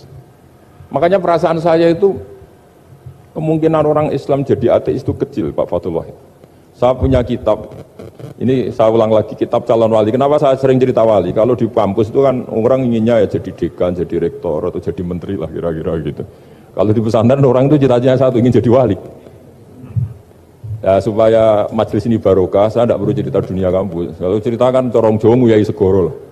Bongso keinginan gitu kan tidak selera saya, juga ada dunia saya. Supaya sampai dapat ilmu ya saya cerita dunia saya. Itu kitab, saya punya kitab calon wali lah kira-kira. Atau wali sudah wali top. Namanya kitab Tasbihul Fuad, karangannya Sayyid Abdul Haddad. Itu beliau cerita, di antara ceritanya itu unik. Kata beliau begini, saya itu tidak khawatir orang Islam jadi murtad, apalagi jadi ateis. Karena kalimat la ilaha illallah itu sahlatun qaribah, kalimat yang mudah sekali. Sehingga saya tidak khawatir orang Islam yang ketemu orang ateis, ketemu orang macam-macam, asal diajari kalimat ini secara benar. Terus beliau cerita, yang saya takut tuh mereka masalah perempuan dan harta. Kalau iman kayaknya enggak. Singkat cerita, yaitu di kitab seperti itu. Singkat cerita, saya ketemu banyak orang yang kuliah di McGill atau kuliah di Amerika, di Jerman, mungkin di Norwegia, di mana-mana, di Australia, dan ketemu teman-teman yang di Korea Selatan juga. Mereka itu orang kebanyakan yang nyuwun sewu enggak keluarga kiai, tapi mereka enggak ada yang enggak tetap iman. Ketika saya tanya, kenapa Anda tetap iman? Padahal ada beberapa negara yang lebih stabil, lebih makmur dibanding negara yang mengklaim sebagai negara Islam. Itu cara berpikir ya sederhana. Enggak lah Gus, kayaknya kok Tuhan kok ada tanggal lahirnya, enggak lah, kayaknya yang namanya Tuhan tuh ya awal lah. Masa pencipta langit bumi dituhani orang yang lahirnya di bumi, kayak enggak lah kayaknya. Jadi ya berpikir sederhana. Padahal ya kurang ajarnya Masya Allah. Anak ini ya dugem ya macam-macam, tapi kalau ditanya disuruh yang lain enggak mau dia. Enggak lah, kayak yang benar tetap Islam. Karena kalimat ini, yaitu tadi eksistensi Tuhan, tadi eksistensi Allah itu, la ilaha illallah itu kalimatun sahlah, kalimatun qoribah, kalimah yang begitu mudah difahami. Kenapa mudah difahami? Misalnya kita ngaji, Tuhan itu siapa? Yang menciptakan langit dan bumi. Dengan misalnya perbandingan, Tuhan itu siapa? Yang lahir di bumi tahun sekian. Enak mana cara kita menerima itu? Kan keren yang menciptakan langit dan bumi. Tuhan itu siapa? Yang ada sebelum langit dan bumi. Dengan misalnya Tuhan adalah yang lahir di bumi. Keren mana? Nah, bayangkan kalau kita punya Tuhan Fir'aun. Sudah mati, jadi tontonan kan, terus gak keren maksudnya punya Tuhan kok seperti itu. Nah ini yang katanya Syekh Abdul Haddad, kalimat ini sahlatun qaribah. Sehingga kalimat ini pula yang kita dilatih, la ilaha illallah kalimatu haqqin 'alaiha nahya wa 'alaiha namut wa 'alaiha nub'ats atau wa biha nub'ats insyaallah taala minal aminin. Nah, saya sebetulnya tadi datang itu tidak ingin menjelaskan ini, tapi tadi kata Pak Fathul Wahid, ilmu itu kalau dikaji tambah hari tambah mudah, karena perangkat untuk menemukan bulan itu misalnya nggak rata itu gampang sekali. Pakai teori pemandangan ya bisa, pakai teori gambar juga bisa. Kalau teori pemandangan tadi, kalau kita bisa melihat mobil 2 meter masih kelihatan 2 meter, itu dengan jarak berapa masih orisinil seperti itu. Tambah jauh, tambah ada kelihatan, tambah jauh. Nah ternyata setelah 5 kilo misalnya tidak kelihatan. Berarti untuk jumlah 2 meter hilang per 5 kilo.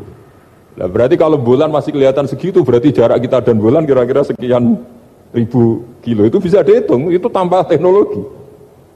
Makanya sebetulnya teknologi itu nyumbang itu nggak sampai 30%, yang paling banyak ya sains tadi, pengetahuan itu yang kayak tadi orang menemukan pesawat, itu kontribusi terbesar tetap pengetahuan. Misalnya pesawat dari bahan ini kalau kecepatan sekian kena angin pecah enggak, tetap pengetahuan yang menopang itu. Teknologi kan paling mengantar supaya pesawat kecepatan sekian didorong mesin sekian dengan apa begitu. Nah, pesantren seperti kita ya, saya ini dididik Mbah Mun, dididik bapak saya, buyut-buyut saya, kiai, itu sekali alim, yang alim betulan, itu ya alim betul. Ya karena memang yang repot nih yang agak-agak dukun itu ya ribet itu. Penting rambutnya gondrong, terus terkenal gak pernah mandi, terus nanti ada orang tertentu tertarik minta doa, ini yang ribet ini, susah ini sertifikasinya susah ini karena. Tapi kalau kita ini di pesantren yang coro sertifikasinya jelas. Jadi berani jadi Gus harus bisa baca Mu'in gitu, berani jadi Kiai harus bisa baca Wahab. Aturan mainnya jelas kalau di ini. Yang repot tuh yang sebagian itu aturan mainnya tidak jelas. Terus promosinya itu pernah datangi menteri loh, pernah datangi wah ya ribet kalau ukuran keren tuh didatangi apa? Menteri atau pejabat. Saya teruskan ya, karena ilmu itu harus menyelamatkan kita sampai di depan Allah Subhanahu wa Ta'ala. Nah, ketika kita menyifati Allah itu az-zahir, zat yang begitu jelas. Itu kalau kita kan kok begitu jelas padahal nggak bisa dilihat, terus kita sendiri tidak pernah melihat. Tapi eksistensi Tuhan sebagai Tuhan, yaitu al-wajibil wujud, itu jelas sekali karena nggak mungkin suatu yang wujud diciptakan oleh yang tidak wujud. Kenapa harus awal? Masa pencipta datangnya terlambat? Terus juga harus bako itu abadi atau al-akhir kalau dalam bahasa Quran. Masa zat yang superior kemudian kalah sama yang diciptakan. Berarti nanti ada kekuatan besar yang mengalahkan Tuhan. Ya kan ya aneh, kekuatan ini dalam kendalinya kemudian Allah kalah kan tidak mungkin. Makanya disebut al-akhir. Allah pasti tidak ada yang mengalahkan. Terus diantaranya lagi disebut qiyamuhu binafsihi. Kalau dalam bahasa Quran disebut al-qayyum. Zat yang berdiri sendiri. Gak boleh Tuhan butuh yang lain. Kalau butuh yang lain berarti bergantung pada yang lain, dan nggak usah jadi Tuhan lah kalau masih butuh yang lain. Sehingga karena kekuatan ini, saya ulang lagi, karena kekuatan ini, ketika anak-anak mahasiswa kuliah di Jerman atau di Swiss, di negara-negara yang lebih bahagia ketimbang negara yang mayoritas Muslim, itu mungkin mereka tertarik sama sistem negara itu karena ada jaminan sosial itu. Tapi nggak pernah tertarik sama Tuhannya negara itu, karena dihitung-hitung tadi Tuhannya mesti keren kita gitu. Jadi, nah ini cerita ke saya Abdul Haddad, kata saya Abdul Haddad, kamu tidak usah khawatir lah umat Islam murtad atau jadi ateis gitu. Karena penjelasan tauhid Islam itu begitu jelas. Jadi by design manusia itu pasti nerima tauhid kira-kira gitu. Jadi ini pentingnya adz-dzahir. Jadi Allah itu begitu apa? Jelas. Tapi Allah juga mensifati dirinya al-batin. Nah, al-batin itu gak mudah dikenali. Kenapa? Karena tubuh kita desainnya ini profan, tubuh kita tidak sempurna, rentan. Nah, tentu sesuatu yang nggak sempurna ini tidak bisa melihat zat yang super apa? Sempurna. Kita bisa rusak sementara Allah tidak. Nah karena alasannya tubuh kita ini didesain untuk rusak, maka di surga itu keyakinan para ulama orang bisa melihat Allah karena desain tubuhnya sudah dirubah dari desain profan menjadi keabadian, sehingga di sini terus ada kelayakan melihat.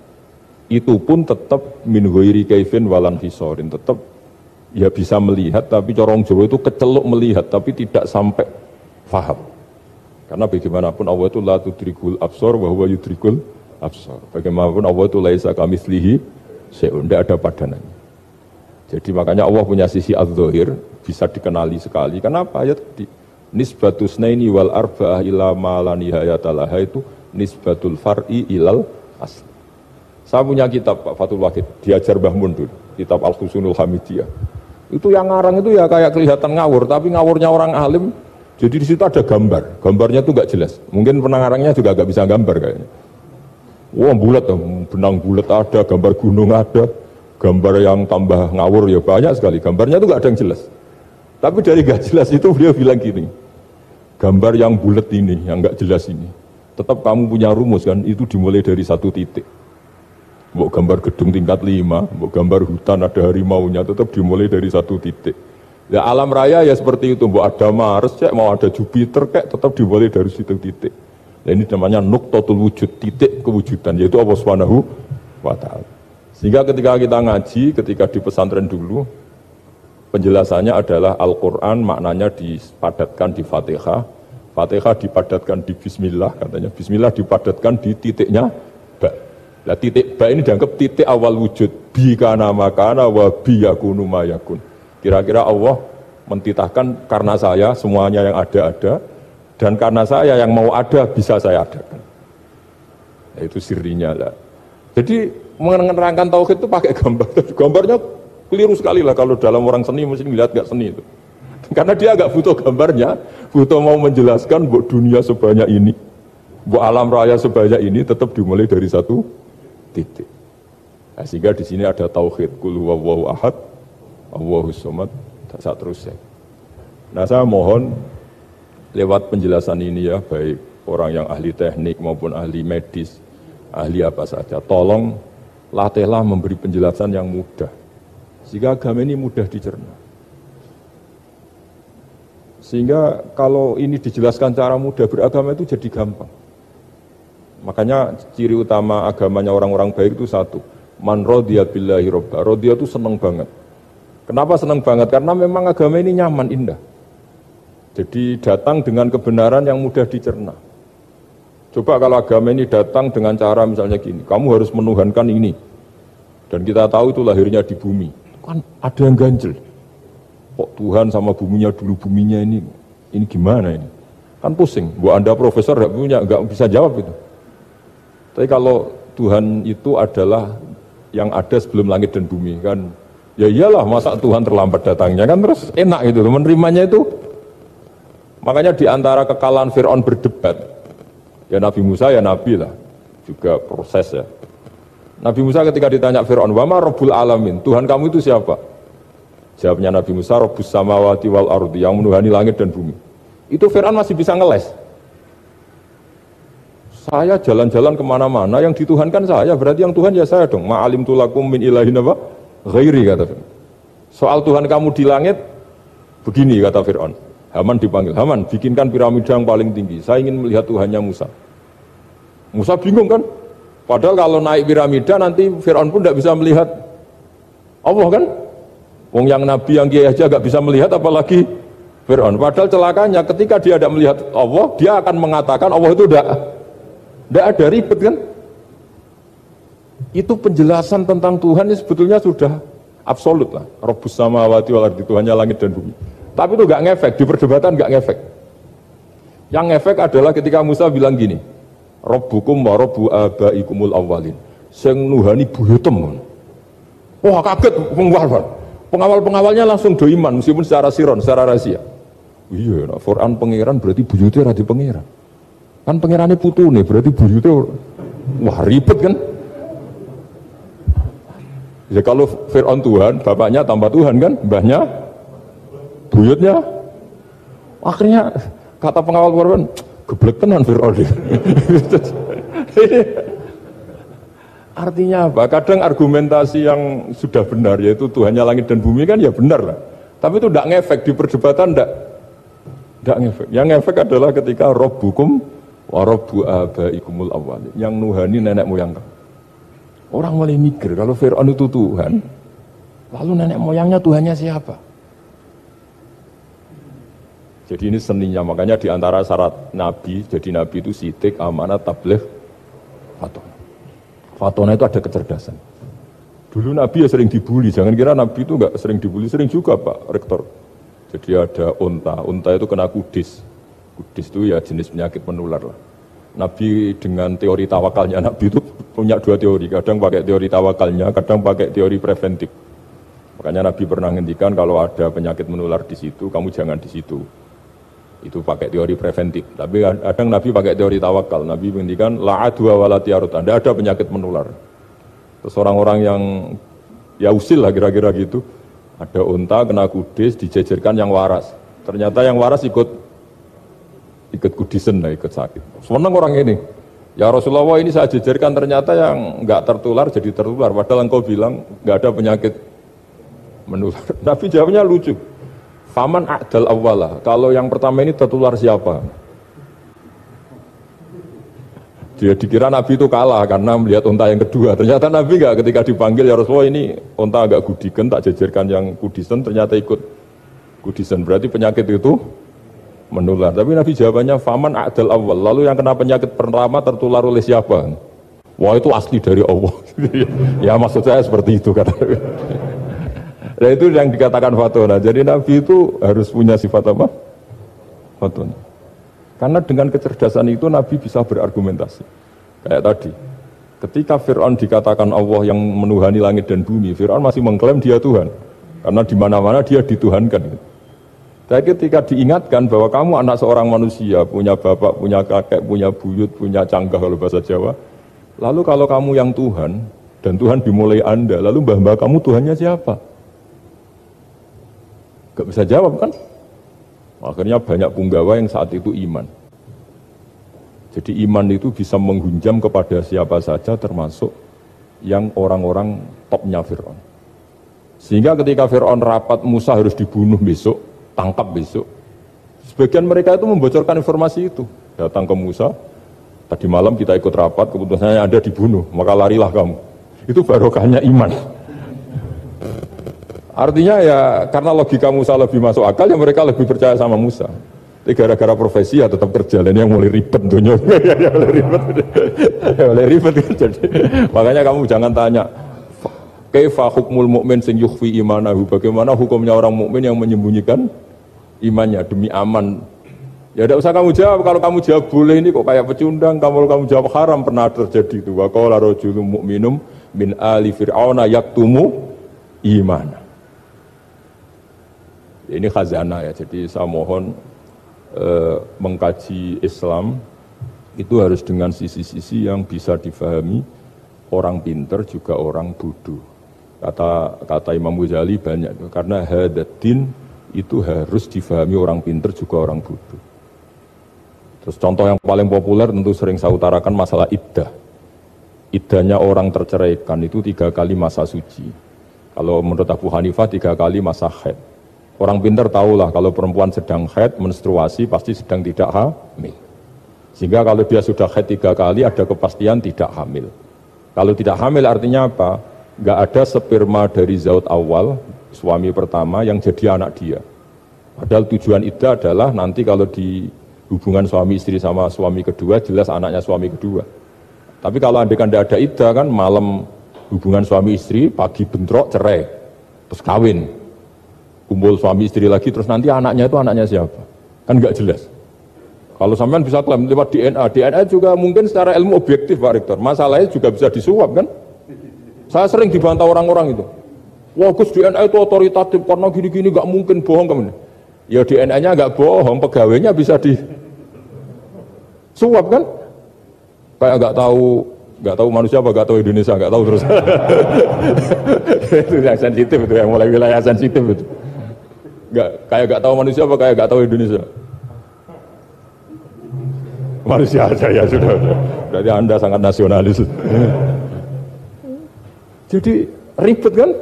Maka dianjurkan ada iddah.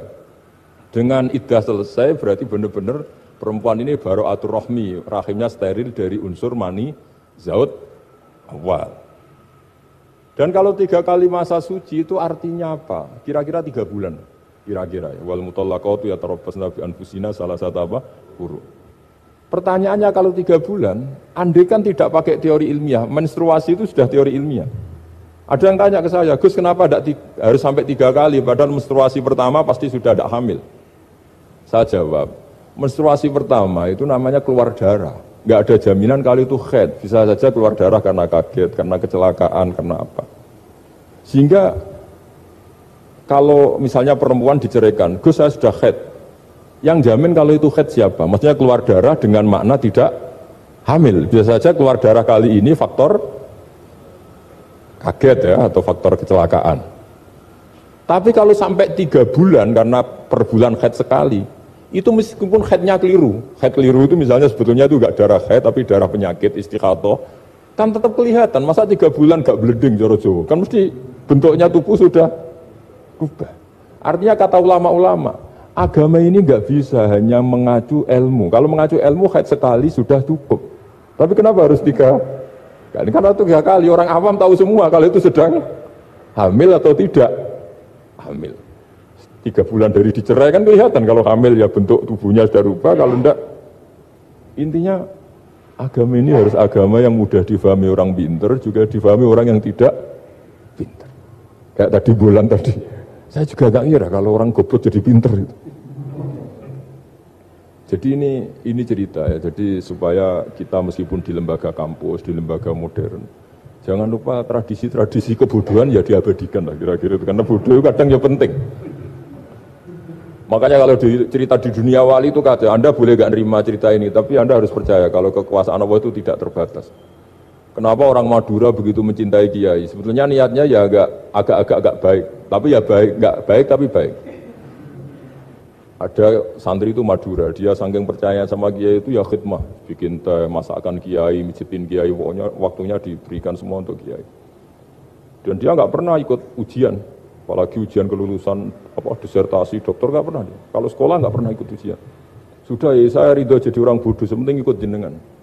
Suatu saat orang ini mati, kiainya tuh pusing, waduh mati. Ini di dalam alam mimpi itu, kamu boleh gak percaya, nggak wajib percaya memang. Ini kan ada akidah, jadi tidak wajib percaya. Ditanya sama malaikat, Marabbuka, Tuhan kamu siapa? Jawabannya lucu, malaikat kamu itu gimana? Di mana-mana tanya sama orang pinter, orang bodoh kok kamu tanya? Pusing kan malaikatnya.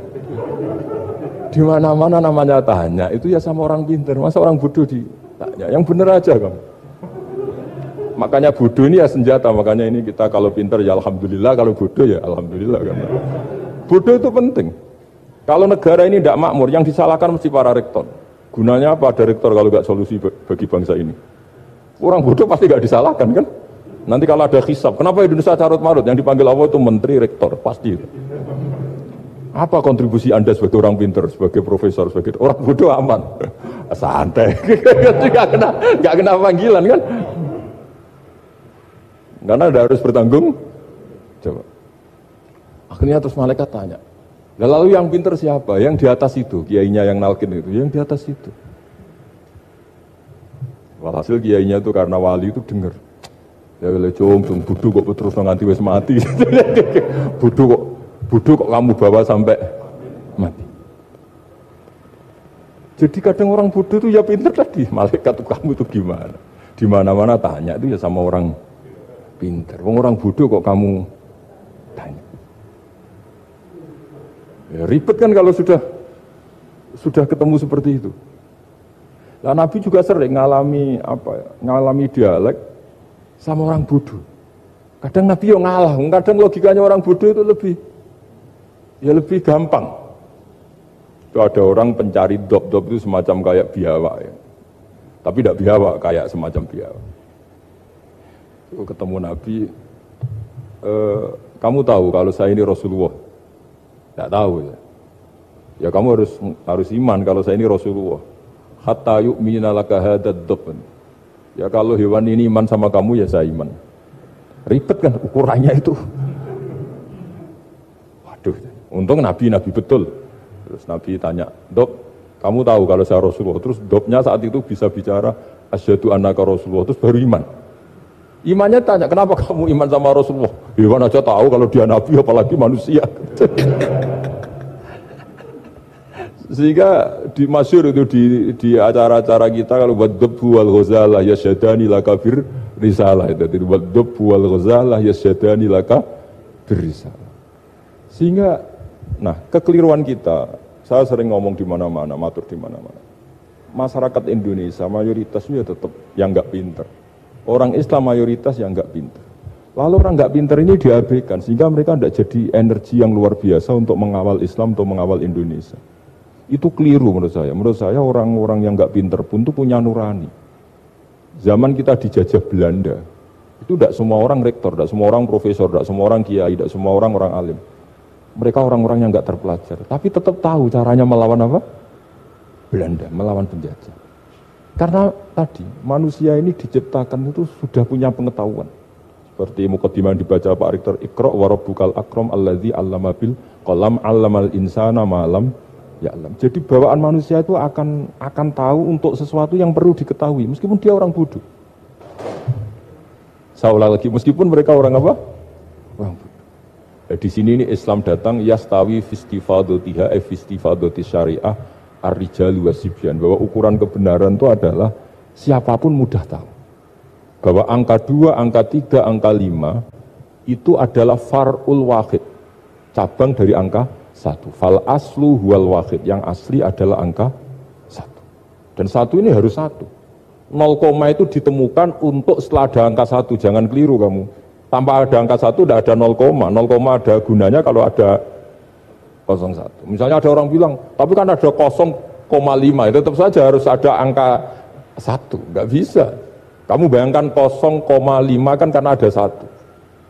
Artinya apa? Kamu bilang separuh dari 1. Tapi itu pun karena sudah ditemukan aljabar.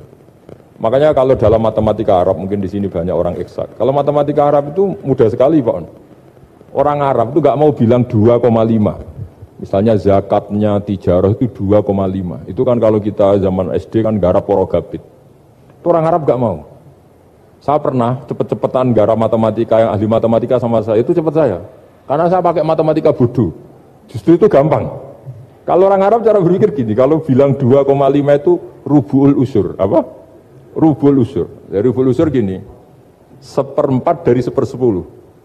Jadi misalnya 100 1/10-nya berapa? 10. Setelah 10, 1/4-nya berapa? 2,5. Jadi bertahap, rubu'ul usur. Sehingga misalnya gitu, 1 juta kan angkanya nolnya kan 6. Kalau kamu porogabit 2,5 kan keweselan dia porogabit. Kalau orang Arab gampang, 1 juta 1/10-nya berapa? 100. 1/4-nya 25. Berarti 2,5-nya 1 juta 25.000. Orang Arab bilangnya rubu'ul usur.